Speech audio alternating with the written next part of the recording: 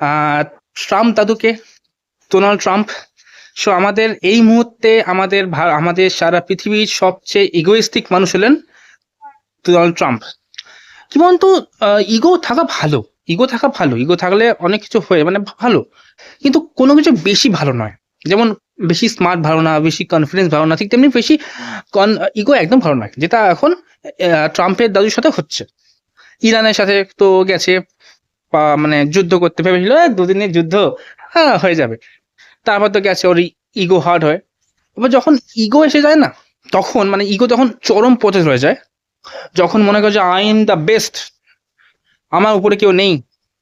সেই সময় না, সেই সময় একটা বোকা মানুষ আর একজন ইগোইস্টিক মানুষের মধ্যে কোনো পার্থক্য থাকে না।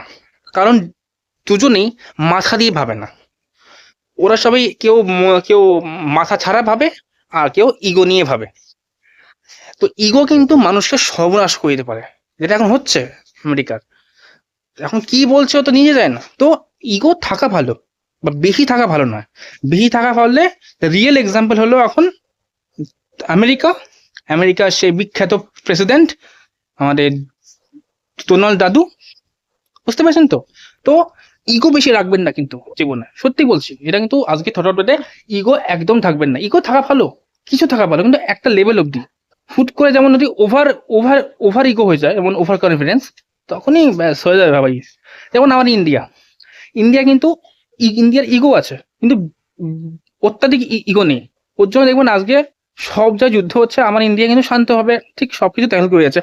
আর এর জন্য কয়েকজন মানুষ খুব, তাদেরকে আমরা শতকোটি প্রণাম জানাই। সে একজন হলে আমাদের জয়শঙ্কর স্যার, আর একজন হলে অজিত দোভাল স্যার। এনাদের জন্য আজকে মানে এনাদের ইগো আছে, কিন্তু ওভার ইগো নেই, সেটাই বলতে চাইছি।